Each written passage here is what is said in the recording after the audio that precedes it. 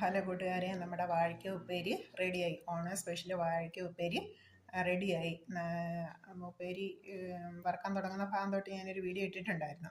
അപ്പോൾ നമ്മൾ കായ പൊളിച്ച് അരമണിക്കൂർ അതിൻ്റെ കറ പോകാനായിട്ട് നമ്മൾ ഉപ്പും മഞ്ഞളും കൂടെ ചേർത്ത് കലക്കിയ വെള്ളത്തിൽ അരമണിക്കൂർ ഇട്ട് വെച്ച്, എന്നിട്ട് അത് നന്നായിട്ട് തിരുമ്മി കഴുകിയെടുത്ത് കനം കുറച്ച് നന്നായിട്ട് അരിഞ്ഞെടുത്തു.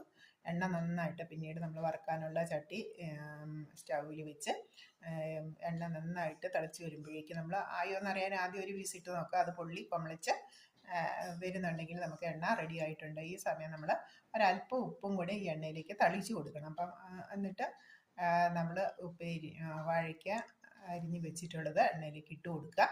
അപ്പം ആ എണ്ണയിൽ നിന്ന് തന്നെ പൊള്ളി വരുമ്പോഴേക്കും ഉപ്പും കൂടി ഉപ്പേരിയിൽ പിടിക്കും.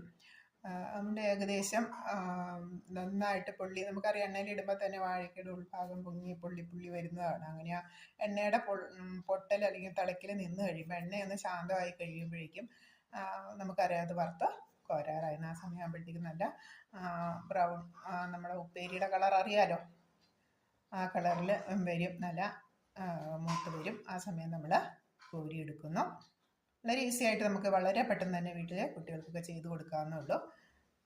ഓക്കെ, എല്ലാവരും ചെയ്യുന്നതായിരിക്കും. ഞാൻ എൻ്റേതായ രീതിയിൽ ഒരു ചെറിയ വീഡിയോ ഇട്ട് തന്നു. Okay, by. അടുത്തൊരു വീഡിയോ ഇട്ട് അടുത്ത ദിവസം. ഓക്കെ.